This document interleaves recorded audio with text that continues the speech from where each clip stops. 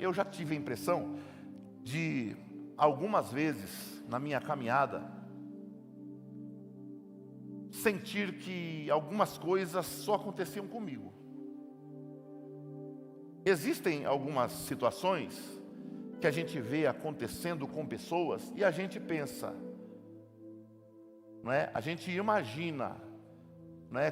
Que coisa triste, e a gente pensa que nunca vai acontecer conosco. Entretanto, existem outras situações e coisas que acontecem conosco que a gente pensa, é só comigo. Só comigo acontecem essas coisas. Você já teve a impressão de estar na fila do banco e você olha no relógio e não vai, e não vai, e não vai, e a fila não anda. E você tem compromisso e a fila não anda. Quando chama a tua senha e você chega lá no guichê, a moça olha para você com um sorriso amarelo e fala assim, pode esperar um pouquinho, acabou de cair o sistema.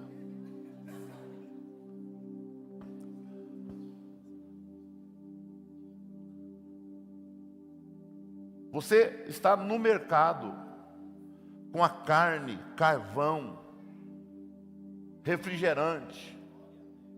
Aleluia. E aquela fila grande, um domingo depois do culto da manhã, Silas, visita em casa. Aí você vai lá no Nagumo, no Sonda, e aquela fila, você olha para os lados, as filas andando, e a sua travada. Aí você vê a fila que andou, você sai daqui e vai na outra fila. Quando você vai na outra fila, a moça do caixa chama o fiscal e fala assim, acende a luzinha e fala, problema no cartão. E a fila que você estava começa a andar. No trânsito, está na fila do meio. A daqui vai, e você está lá parado. Aí você vê uma brecha, você vai, parou a sua fila, anda. Então você já teve esse sentimento que tem coisas que só acontecem com você? Sim ou não? Sim. Pronto, então você está identificado, está identificado ao que acontece comigo. Nós temos algo em comum. Coisas boas acontecem com pessoas. Coisas ruins também acontecem com pessoas. Você não está livre de passar por dificuldades, de enfrentar tempestades. Você não está isento de passar por enfermidades. Você não está isento de receber grandes bênçãos do Senhor. Mas você também não está isento de passar por problemas que não gostaria de ter passado e não vai gostar de passar, porque vai passar. E não é um profeta do caos, é a realidade da vida. É simplesmente a realidade da vida. Eu quero ler um texto para contextualizar você. Eu creio que o texto que eu vou ler é um dos mais pregados nas igrejas. É um dos mais pregados e conhecidos de todos. Está em Marcos capítulo 4, versículos 35 a seguir.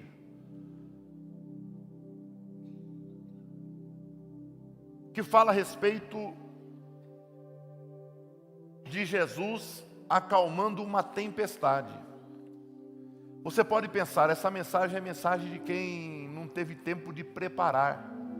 Não, essa é a mensagem mais simples do Evangelho. E eu aprendi, quando fui para começar a teologia, nos seminários de teologia, que existem boas mensagens em textos que se prega pouco. Mas as maiores mensagens estão contidas em textos que se prega todo dia, porque a dificuldade é de extrair algo novo de um texto que todo mundo prega. E eu fico feliz e não me envaideço, porque o que eu vou pregar não é meu, é o Espírito Santo que nos deu. Não é Eu não monopolizei o que eu vou pregar, não. O que eu vou pregar, o Espírito Santo deu a mim, deu para um monte de pregador, e a gente vai lendo, estudando, ouvindo e vai aprendendo. Amém? E Deus, Ele quer essa noite, dentro desse texto, nos trazer algo que vai nos fortalecer, nos alimentar, nos curar, nos ajudar e nos dar graça para suportar mais uma semana, dando glória a Deus. Amém? Glória a Deus. E naquele dia, sendo já tarde, disse-lhes: passemos para a outra margem. E eles, deixando a multidão, o levaram consigo, assim como estava no barco, e havia também com ele outros barquinhos. E levantou-se grande temporal de vento, e subiam as ondas por cima do barco, de maneira que já se enchia de água. E ele estava na popa, dormindo sobre uma almofada, e despertando-no, dizendo-lhe: mestre, não te importa que pereçamos? E ele, despertando, repreendeu o vento, e disse ao mar: cala-te e aquieta-te. E o vento se aquietou, e houve grande bonança. E disse-lhes: por que sois tão tímidos? Ainda não tendes fé? E sentiam um grande temor, e diziam uns aos outros: mas quem é este, que até o vento e o mar lhe obedecem? Glória a Deus. Glória a Deus. Eu quero apresentar para você uma guisa introdutória aqui, né, pastor Mauro? Uma guisa introdutória, para que você entenda o local desse acontecimento. O Mar da Galileia, ele fica a 280 metros abaixo do nível do mar. Ele é rodeado, ladeado, por montes de mais de 10 mil pés de altura. Eu não consigo ter a noção agora de quanto vai corresponder de altura, 10 mil pés, tá? Em metros. Mas os montes que ladeiam o Mar da Galileia são altos, e eles são íngremes, de difícil acesso ao topo. Não são montes com pouca caída. A inclinação desses montes, o grau é muito elevado. São, bem dizer, penhascos. E o Mar da Galileia, ele tem 22 quilômetros, aproximadamente 22 quilômetros por 11. E neste lago de água doce chamado Mar da Galileia, existia e existe ainda a maior quantidade de peixes ainda não catalogados do mundo. Nunca, durante séculos, se houve um caso de afogamento no Mar da Galileia. Por quê? Porque essas tempestades, elas já eram esperadas. Elas aconteciam, às vezes, várias, consecutivas na mesma noite. Elas eram mais frequentes à noite. Porque o vento vinha, batia no topo do penhasco. A parte do vento que subia, ok, se dissipava na atmosfera. Mas quando o vento batia e descia, ele fazia ondas na superfície do Mar da Galileia. E as ondas ultrapassavam 2 metros de altura, fazendo com que essas tempestades pegassem sempre eles de surpresa. Mas eles já tinham um preparo, porque estavam acostumados. Então, do nada, o tempo virava. Nós estamos aí há 2 semanas da Copa do Mundo de Clubes. Quem está acompanhando sabe do que eu estou falando. O jogo está acontecendo lá em Orlando, na região da Flórida, Miami, para aqueles lugares ali, né? Região da Flórida, né? Miami, Orlando. E do nada o jogo é interrompido. Não é por causa de chuva. É porque raios foram percebidos numa localidade próxima ao estádio. Evacua-se o estádio inteiro e só volta depois que há uma liberação do estado. No Mar da Galileia, naquela época, não existia um aparelho para perceber. Então, eles se preparavam antes de ir para alto mar. E as ondas, como eu falei, elas eram de mais de 2 metros. E era uma tempestade brava. Porém, do mesmo jeito que ela vinha, ela passava. Era rápido. Levantava o mar, passava. E às vezes era numa localidade do mar e no outro não. A tempestade atingia uma região e outra não. E de repente, Jesus, depois que ele ensina os discípulos e aquela multidão a respeito da parábola do grão de mostarda, Jesus convida os discípulos. Ele chama os discípulos e fala: olha, subam no barco comigo e passemos para outra banda do mar. Jesus estava saindo da região da Galileia, de Cafarnaum, da onde? Em direção a Gadara. Onde? Cafarnaum a Gadara. Essa tempestade aconteceu nesse trajeto, de Cafarnaum a Gadara. Gadara era uma região isolada. Gadara não era próximo de Decápolis, onde tinham 10 cidades. Cafarnaum, ela era como se fosse Guarujá, aqui em São Paulo. Era a cidade costeira top. Onde tinha lá o Jerusalém Jequiti Hotel. Sabe, só morava rico, à beira-mar. Cafarnaum, Pedro morava lá. Gadara, do outro lado, era a cidade onde todos os perturbados, de perturbação psíquica, ficavam.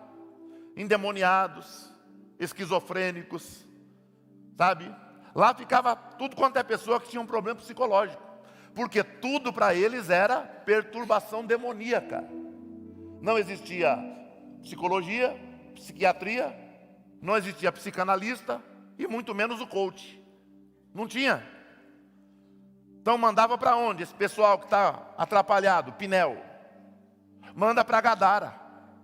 Fica lá em Gadara, isolado. Então Jesus agora chama os discípulos, fala: subam no barco comigo e vamos para o outro lado.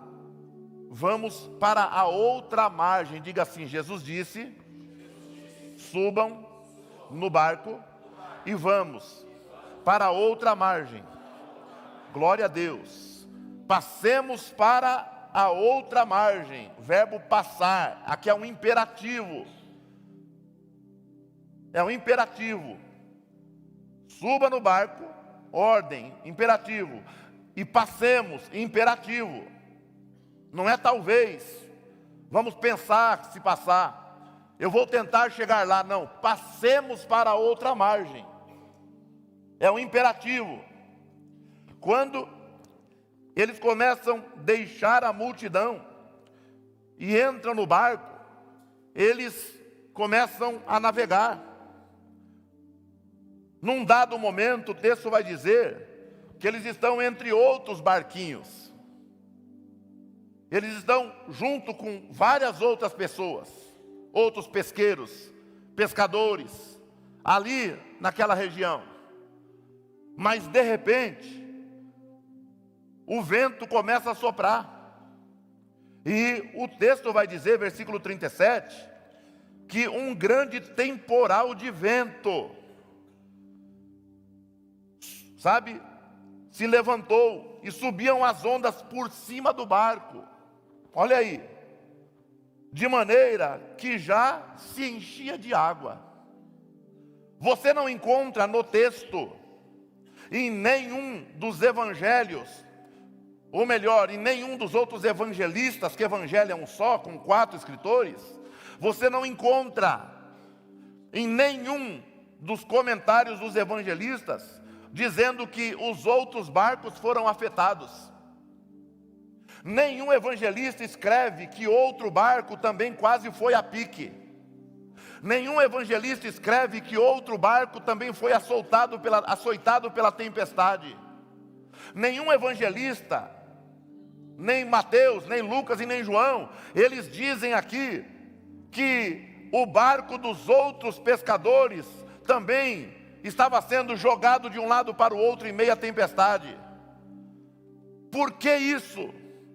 Porque às vezes nós temos a mesma sensação de que a tempestade é só em casa, a tempestade é só em mim, isso só acontece comigo.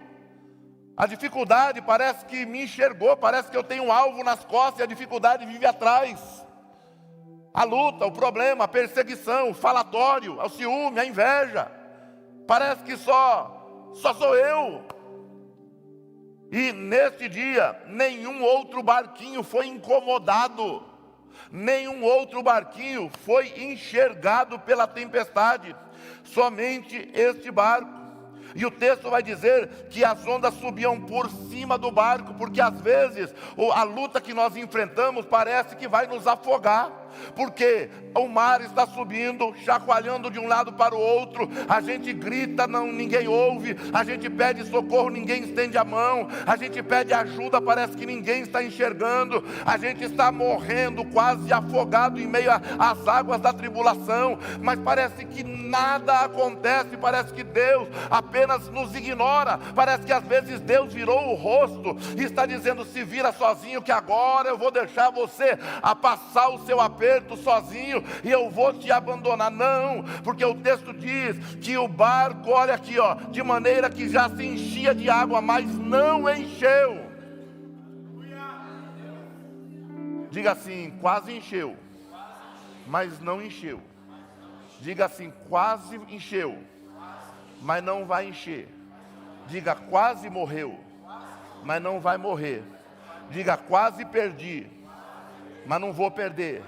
Diga: quase deu errado, mas não vai dar errado. Diga: quase fui reprovado, mas foi aprovado. Diga: quase a porta fechou, mas a porta vai se abrir. Aleluia. Diga: quase encheu o barco, mas o barco não vai encher. Aleluia, o barco não vai encher. O barco não vai encher, glória a Deus.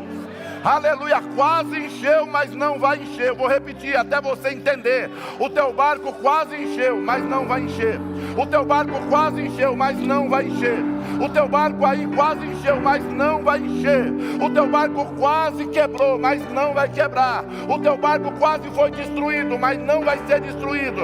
O meu filho quase perdeu a vida, mas não vai perder. A minha família quase se separou, mas não vai separar. Eu quase perdi minha empresa, mas não vai perder, porque Jesus está no barco.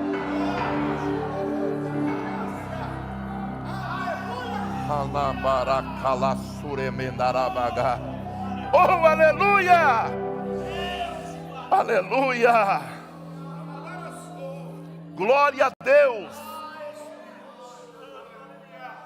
Não era uma chuva qualquer, não era uma garoa paulistana, era uma tempestade, um temporal de vento. Só quem já enfrentou um temporal de vento consegue identificar, consegue mensurar. Por volta do ano 2000, a Ohana tinha 2 anos, 1 ano e meio, né, amor? 1 ano e meio. Nós estávamos pastoreando nós estávamos na segunda cidade que fomos fazer missão, chamado Ivaiporã. Fomos para a Medianeira, 60 quilômetros da divisa com o Paraguai, Foz do Iguaçu. 6 meses depois, fomos para Ivaiporã, região central do estado do Paraná. Uma cidade pobre, extremamente difícil. E de repente, anunciou o temporal. Paulista, né? Paulista, nascido em Santo André. Nunca tinha visto aquilo. Fomos dormir. E aqueles raios rasgavam, o céu escuro. Sandra já começou a tremer que nem vara verde. Eu nunca tinha visto aquilo. Assoviava o vento. Falei, Jesus amado, essa casa vai voar. E não é exagero. Fomos dormir. Irmão, e a chuva começou a cair, o pau começou a quebrar. Falei, meu Deus do céu, nós vamos morrer hoje aqui. A Ohana, nenezinha. A Nayara tinha já 10 anos, 9 anos. 3 meses. 3 meses a Ohana tinha. Gente, foi 99 então. E aquele dia lá, minha fé foi provada. E de repente eu comecei a escutar aquele vento bater na casa do pastor Edson Guevara. Telhas vermelhas. Tinha uma parabólica no fundo do quintal. E eu comecei a escutar as telhas saindo do telhado e caindo na parabólica. Não era brasilite não, telha vermelha. E caindo para o fundo do quintal. E de repente as casas lá não tem laje. É telhado e forro de pinos, não é? Bem feito, bonito. E eu comecei a ver a água descer. Eu falei, Sandra, acorda, está acontecendo alguma coisa. Quando a gente acordou, já estava escorrendo no telhado já. Em cima da cama, na mesa. Quando a Sandra acordou, acendeu a luz e olhou para a sala, dois vitrô que a gente deixou aberto de frente para a rua. Cadê a nossa cortina? Não tem cortina. Cadê a cortina? A cortina está grudada no teto. Energia, não tem. Aí 2 pancadas na porta. Eu falei, pronto, agora ladrão. Não era, era o vento. Porta de aço. A fechadura da porta, onde coloca a chave, ficou no batente. A parte de baixo e a de cima da porta veio para dentro. Entrou. Amassou para dentro, embaixo e em cima. Só ficou na parede. Eu peguei a Sandra, a Nayara e a Ohana. Coloquei debaixo da mesa, não foi? Debaixo da... Isso aí, irmão, coloquei debaixo da mesa, debaixo da cama. Mas, irmão, o pânico assustador. Aqui não era uma garoa. Aqui era um vento que chega sem avisar, estou chegando, não mandou telegrama. Aqui era um vento que você está comemorando uma festa na sua casa e chega a má notícia. Aqui era um vento que você recebe um telefonema, hoje um WhatsApp, alguém dizendo assim, olha, infelizmente aconteceu tal coisa. Sabe? É desse tipo de vento que aconteceu aqui. A diferença é, quando o vento chega, quem é que está na nossa embarcação conosco? Aleluia. Glória a Deus. Aleluia. Quem está na embarcação conosco? Porque ali o texto vai dizer que quando a tempestade de vento chega e começa a chacoalhar, solavancar o barco, que o barco, Lucas diz, capítulo 8, versículo 22 a seguir, que o barco quase partia no meio, quase que eles eram jogados para fora do barco. O texto vai dizer de forma clara que Jesus está assentado na polpa do barco, em cima de uma almofada, e o texto de Marcos vai dizer que Jesus estava dormindo. Entenda uma coisa, Marcos não estava lá, mas Pedro estava lá lá e falou para Marcos, e por isso Marcos escreveu.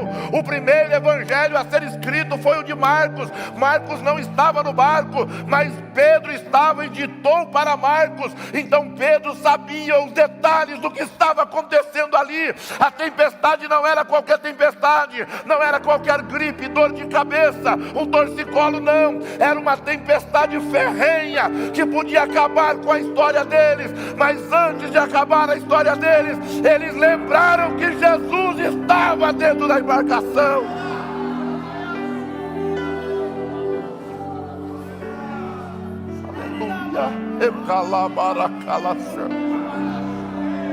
Oh, aleluia!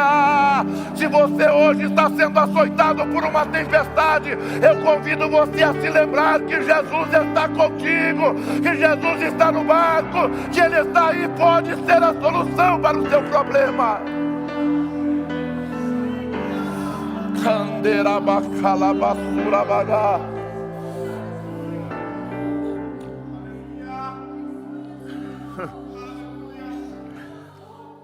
Oh, glória! Mas por que só o barco deles? Mas por que só o meu? Aleluia! Porque existem barcos que estão por aí sem propósito. Mas por que que o seu barco é açoitado por tempestades? Aleluia! Porque existem tempestades que são naturais. E existem tempestades que são espirituais. Essa tempestade não era natural. Acontecia toda hora a tempestade ali, mas essa era diferente.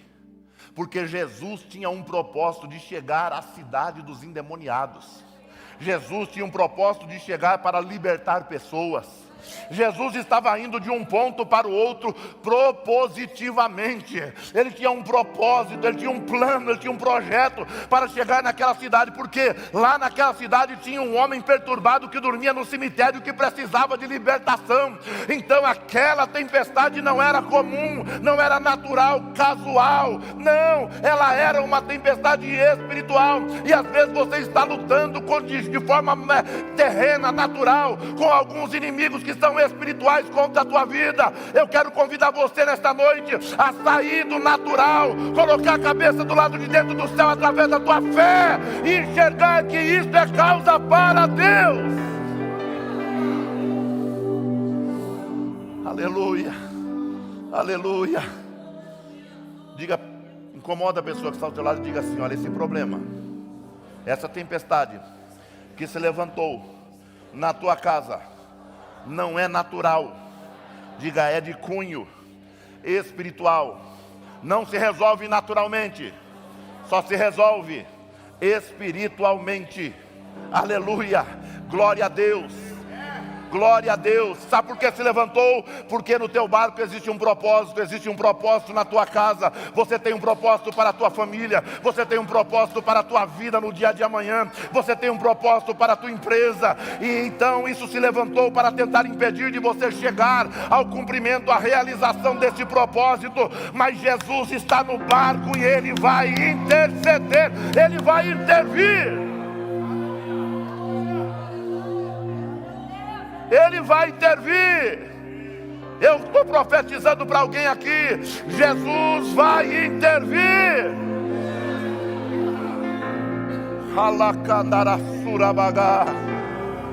Oh, glória, aleluia, glória a Deus. Diga, quase encheu, mas não encheu. Glória a Deus. Essa é a frustração do teu inimigo. Quase desviou, mas não desviou. A frustração do diabo é essa. Você quase abandonou a igreja, mas não abandonou. Você quase abandonou a fé, quase, mas não abandonou.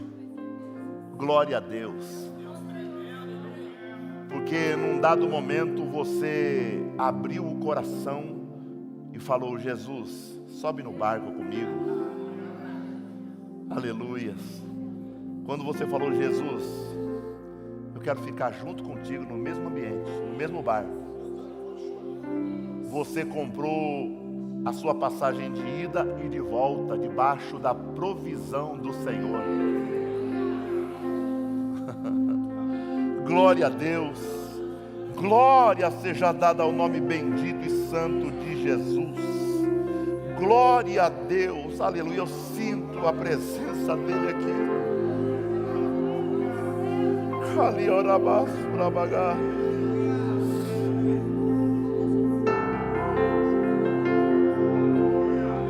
Glória a Deus. Glória a ti, Jesus, por estar conosco.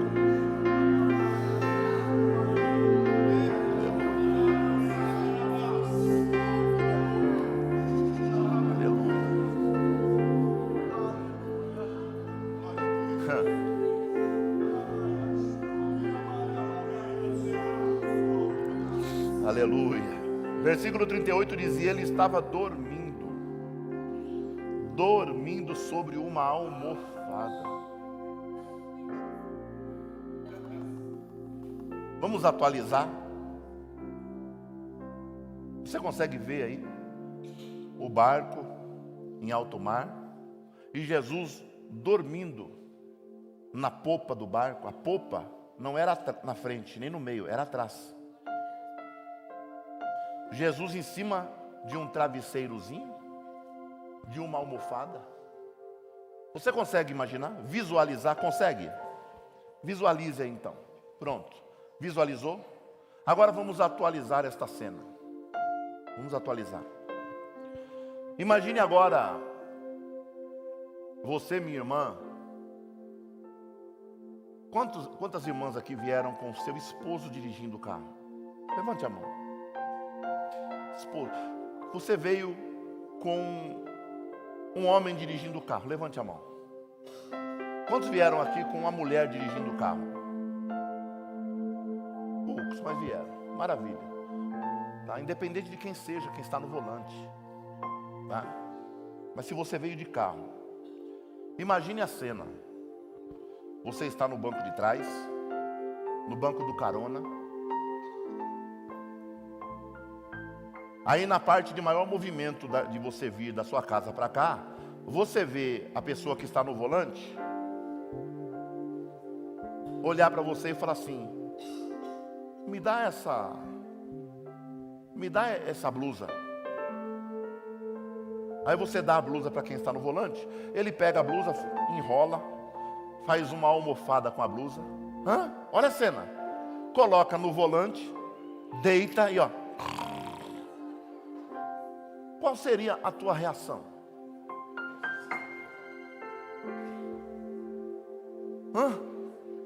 É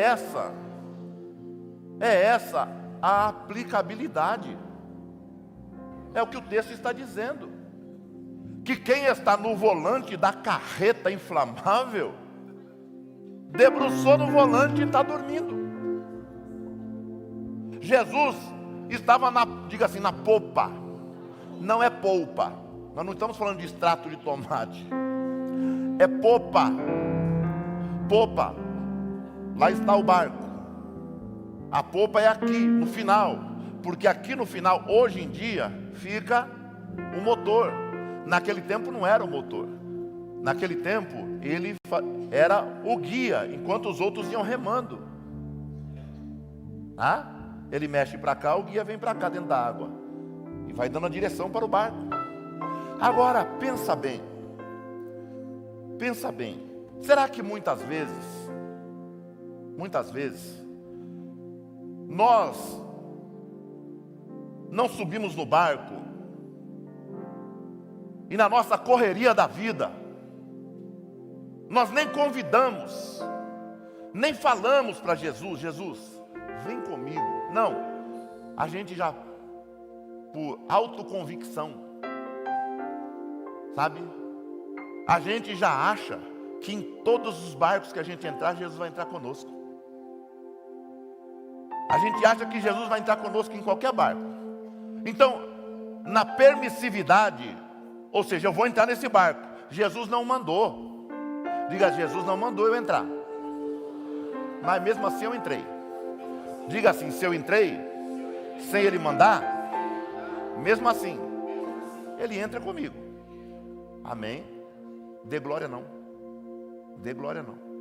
Porque Ele entrou com você, porque Ele está permitindo você. Então quando eu entro no barco sem a ordem dEle, Ele entra comigo porque Ele permitiu. Ele prometeu estar comigo. Certo? Só que aí eu entro no barco e coloco Jesus lá atrás.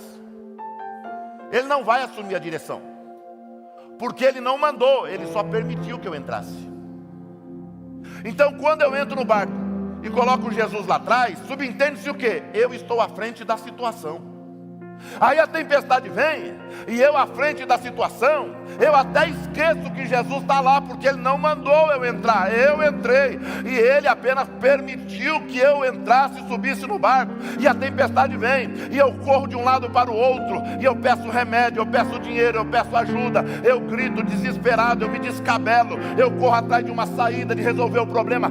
Nada resolve o meu problema, ninguém consegue me ajudar. O irmão ora, não resolve, o pastor ora, não resolve, o pastor aconselha, não resolve. Por quê? Porque Jesus não mandou eu entrar nesse barco. Eu entrei e coloquei Jesus lá atrás, achando que Ele ia tomar a direção. Mas quando eu entro debaixo de uma permissão de Deus, Ele vem comigo, mas Ele não me garante nada, porque eu não estou debaixo de uma ordem, de um imperativo dEle. E muita gente hoje, infelizmente, está com seu barco quase enchendo, quase já capotando, quebrando, enchendo de água, ainda pique. Por quê? Porque entrou no barco achando que Jesus está na direção, mas não, Ele apenas está permitindo que às vezes façamos alguma coisa e não vai dar certo, não vai prosperar, não vai crescer, vai dar ruim, e nós vamos pagar um preço grande. Agora, quando Jesus fala suba no barco, vamos passar para o outro lado, a gente sobe no barco, Jesus vai sentar na polpa, em cima de uma almofada, e falar: pode ir que nós vamos chegar onde eu falei. Porque quem está na direção do barco não é Pedro, não é João, quem está na direção do barco sou eu.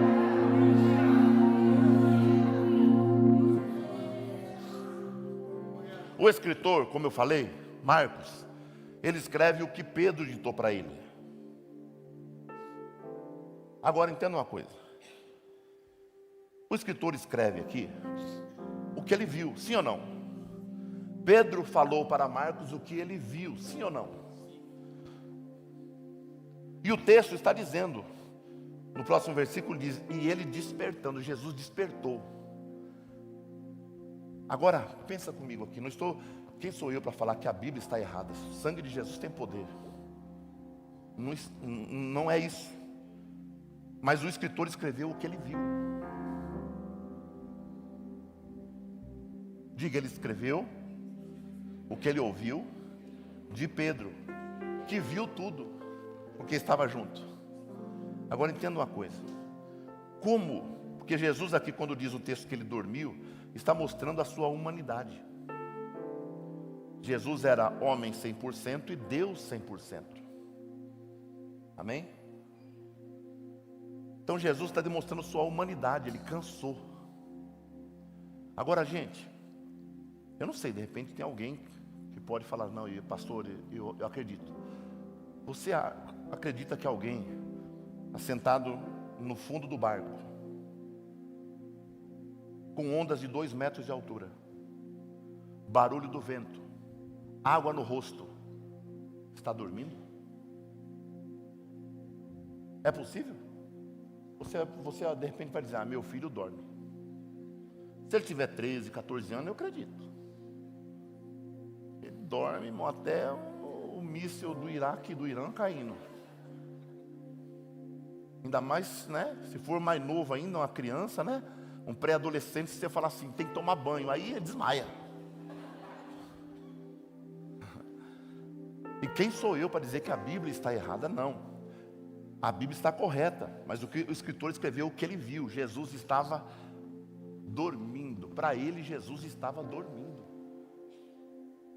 E o que eu aprendo com isso? O que eu aprendo com isso?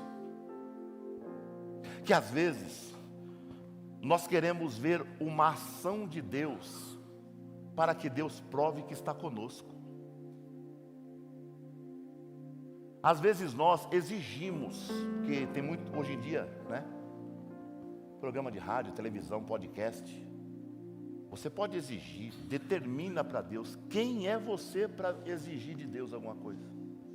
Quem sou eu para determinar alguma coisa para Deus? Comedor de feijão. Quem sou eu?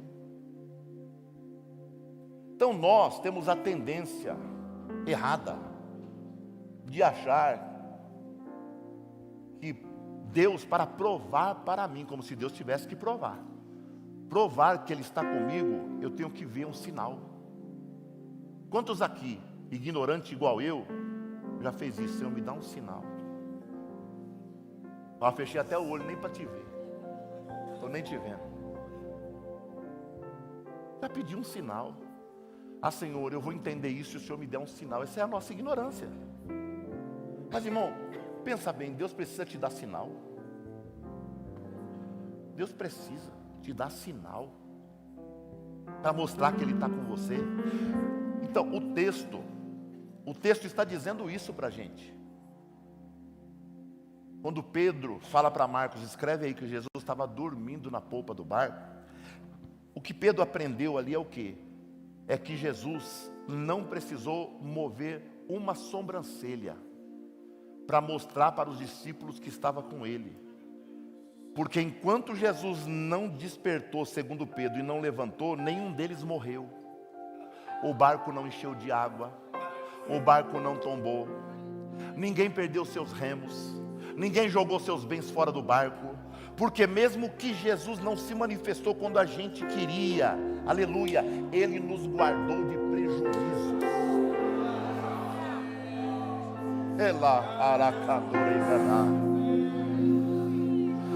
Ele estava dizendo ali, eu não preciso fazer nada. Fiquem tranquilos, deixa o vento soprar, deixa a água chacoalhar o barco, deixa o vento gritar, deixa o mar ficar bravio, deixa a natureza pensar que está ali no controle, deixa Satanás fazendo isso tudo acontecer, pensar que está tudo acabado, deixa pensar, não tem problema, porque já já eu me colocarei de pé, aleluia, e tudo será resolvido.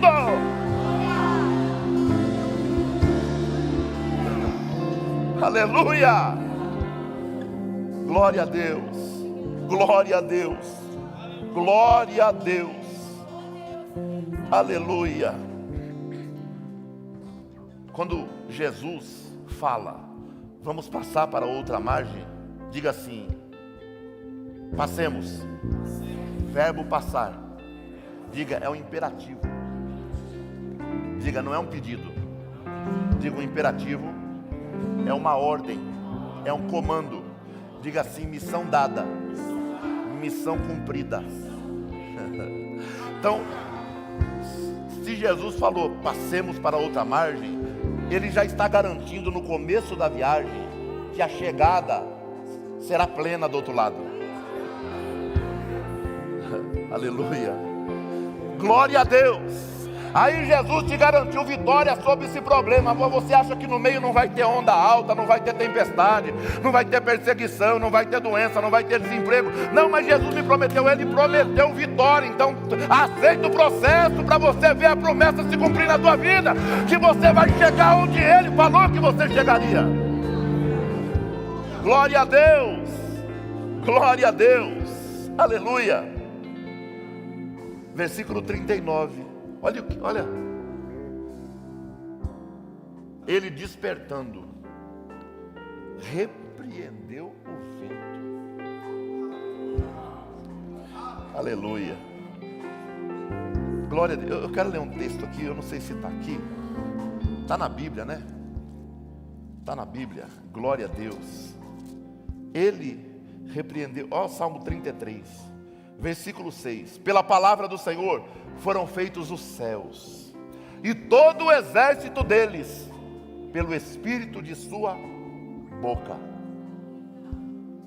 Então, Jesus se levanta, se desperta e repreende.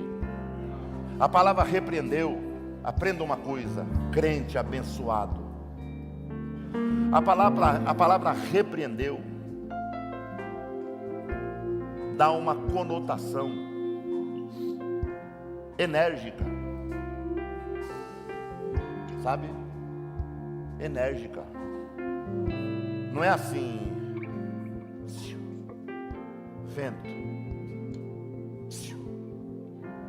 o vento, quietinho. Não.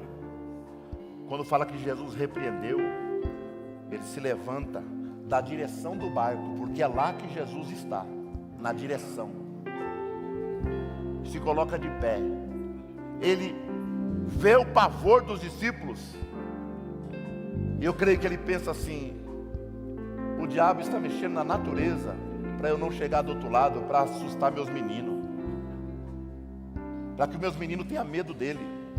Mas eu vou mostrar para você, Satanás, que antes que o vento soprasse, eu sou pai dele. Foi eu que criei o vento, eu que dei peso ao vento. Glória a Deus, aleluia. E o texto diz que ele repreende. Repreender dá conotação de energia. Vento, fecha a tua boca. Imediatamente. Imediatamente. Mar, cala-te agora. Aquieta-te. Na hora, aleluia. Na hora, o vento se calou e o mar se aquietou. Glória seja dada ao nome do Senhor, Deus Todo-Poderoso. Aleluia. Fica de pé, mas fica de pé adorando a Ele, por favor. Fica de pé adorando a Ele. O louvor vai adorar agora. Eu quero convidar você a fechar seus olhos e acreditar pela fé que Jesus está de pé na polpa do teu vaso.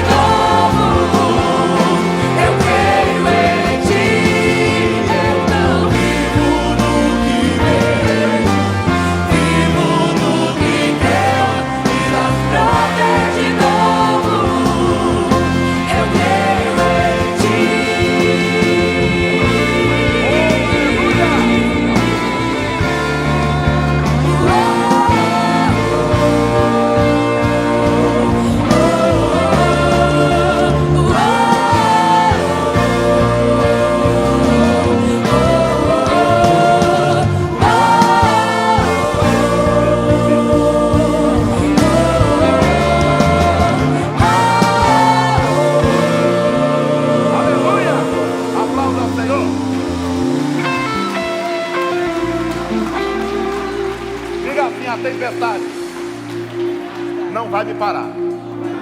Diga, eu não vou temer, porque Jesus está no meu barco e eu vou ficar firme. Glória a Deus, glória a Deus. Vamos cantar assim então? O medo não vai me parar. Vai